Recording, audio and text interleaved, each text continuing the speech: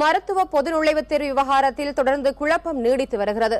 இதற்கான காரணங்கள் குறித்து செய்தியாளர் ஹனிகுமாரிடம் கேட்கலாம். ஹனிகுமார், பொது நுழைவுத் தேர்வு கொண்டுவரும் விவகாரத்தில் மத்திய அரசின் நிலைப்பாடு என்ன? அதில் தற்போது ஏற்பட்டுள்ள குழப்பத்திற்கு காரணம் என்ன?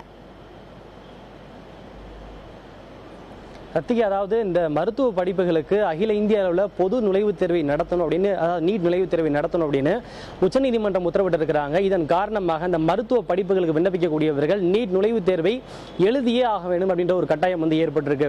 இந்த முடிவு பல்வேறு தரப்பில் ஒரு ஆதரவையும் ஏற்படுத்தி இருக்கிறது, அதே சமயம் எதிர்ப்பையும் ஏற்படுத்தி இருக்கிறது.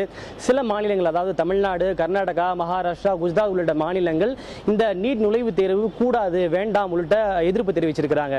இருந்தாலும் கூட ஒடிஷா, மத்திய பிரதேஷ், டெல்லி உள்ளிட்ட சில மாநிலங்கள் இந்த நீட் நுழைவுத் தேர்வை ரத்து செய்யக்கூடாது, அதன்படியே தேர்வு நடத்தப்பட வேண்டும், நீட் நுழைவுத் தேர்வு வேண்டும் அப்படின்ற நிலைப்பாட்டில் மிகவும் உறுதியாக வந்திருக்கிறாங்க.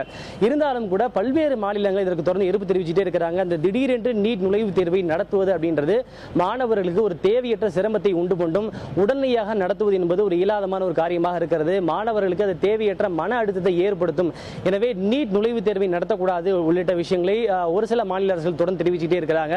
இந்த சூழலில் தொடர்ந்து இந்த விஷயங்கள் பல்வேறு காலகட்டங்களில் சர்ச்சையாகிட்டே இருக்குது. கடந்த ஒரு மாதமாகவே நீங்க பாத்தீங்கன்னா இந்த விவகாரம் ஒரு குழப்பமாகவே இருக்கிறது. நீட் நடத்தப்படுமா, நடத்தப்படாதா, அல்லது விதிவிலக்கு அளிக்கப்படுமா, எல்லோருக்கும் விதிவிலக்கு அளிக்கப்படுமா, அல்லது மாநில அரசுகளுக்கு மட்டும் விதிவிலக்கு அளிக்கப்படுமா உள்ளிட்ட பல்வேறு குழப்பங்கள் தொடர்ந்து நீடிச்சுக்கிட்டே இருக்கு.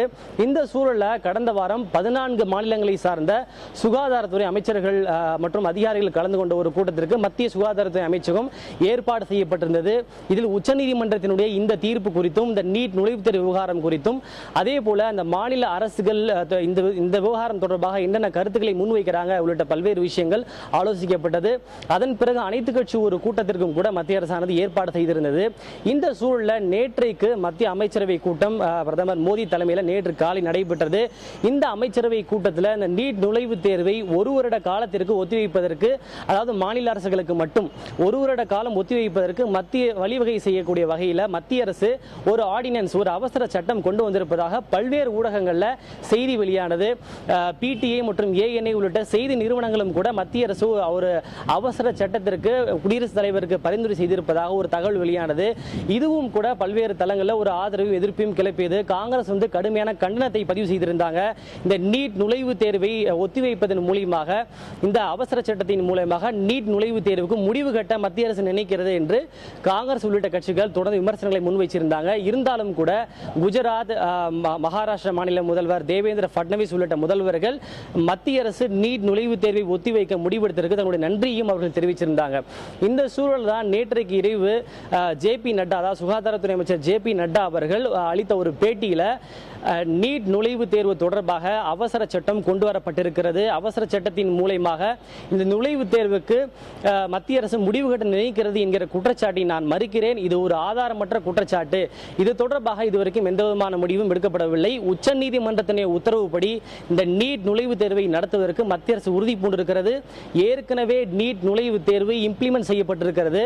அதே போல முதல் கட்ட தேர்வானது மே மாதம் நடந்து முடிந்திருக்கிறது. இரண்டாம் கட்ட தேர்வானது திட்டமிட்டபடி ஜூலை 24ஆம் தேதி நடைபெறும். அதற்கு தேவையான ஏற்பாடுகளை மத்திய அரசானது செய்து கொண்டிருக்கிறது. அது தொடர்பாக நாங்கள் ஆய்வு செய்திருக்கிறோம் என்று தன்னுடைய விளக்கத்தை தெரிவித்திருக்கிறார். ஆக இது தொடர்பாக இதுவரைக்கும் அவசர சட்டம் இயற்றப்படவில்லை என்கிற ஒரு கருத்தை ஜே.பி. நட்டா அவர்கள் தெரிவித்திருக்கிறார்கள். இருந்தாலும் கூட இது தொடர்பாக மத்திய அரசு வட்டாரங்களில் நாம் விசாரித்த போது நேற்றைக்கு இந்த நீட் விவகாரமானது அமைச்சரவை கூட்டத்திலே விவாதிக்கப்பட்டிருக்கிறது. இதற்கு ஒரு தீர்வாக மத்திய சுகாதாரத்துறை அமைச்சர் ஜே.பி. நட்டா அவர்கள் ஒரு வருடத்திற்கு மட்டும் இந்த நீட் தேர்வை ஒத்திவைக்கின்ற வகையில் ஒரு அவசர சட்டம் கொண்டு வரலாம் என்று ஒரு பரிந்துரையை அவர் செய்திருப்பதாக சொல்லப்படுகிறது. இருந்தாலும் கூட அந்த பரிந்துரையை மத்திய அமைச்சரவை ஏற்கவில்லை, அல்லது அது தொடர்பாக எந்த விதமான முடிவுகளையும் மத்திய அமைச்சரவையில் எட்டப்படவில்லை என்று ஒரு மத்திய அரசு வட்டாரங்களை தகவல் தெரிவிக்கிறது. இருந்தாலும் கூட நேற்றைக்கு ஜே.பி. நட்டா அவர்கள் தெரிவிக்கின்ற போது இதில் பல்வேறு மாநில அரசுகள் சொல்லப்பட்ட அவருடைய கருத்துக்கள் கவனத்தில் கொள்ளப்பட்டிருக்கிறது. அதே போல பல்லாயிரக்கணக்கான இந்த தேர்வு எழுதக்கூடிய மாணவர்களுடைய அந்த விவகாரங்களை நாங்கள் கவனத்தில் கொண்டிருக்கிறோம். வெகு விரைவில், அதாவது ஓரிரு நாட்கள் இது தொடர்பான ஒரு தெளிவான ஒரு முடிவுகளை நாங்கள் எடுப்போம் என்று ஜே.பி. நட்டா அவர்கள் தெரிவித்திருக்கிறார்கள். ஆக இதன் மூலம் நாம் என்ன என்ன தெரிந்து கொள்ள வேண்டியது என்றால், இந்த மாநில அரசுகள் முன்வைத்த அந்த விஷயங்களை மத்திய அரசானது கவனத்தில் கொண்டிருக்கிறது. இது எப்படி சாத்தியப்படுத்துவது, எப்படி செய்வது, அதாவது ஒரு ஆர்டினன்ஸோ அல்லது எக்ஸிகியூட்டிவ் ஆர்டரோ கொண்டு வந்து மாநில அரசுகளுக்கு மட்டும் ஒரு வருட காலம் விதிவிலக்கு அளிக்கலாமா, அல்லது வேறு உச்சநீதிமன்றத்தை அணுகி இது சட்ட ரீதியாக ஒரு மறு ஆய்வை செய்து இதுக்கு நீதிமன்றத்தின் மூலமாக தீர்வு காணலாமா என்பது குறித்து மத்திய அரசு ஆலோசித்து வருவதாக சொல்லப்படுகிறது. இந்த விவகாரத்தில் மத்திய அரசின் நிலைப்பாடு என்பது தற்போது இதுவாகத்தான் இருக்கிறது.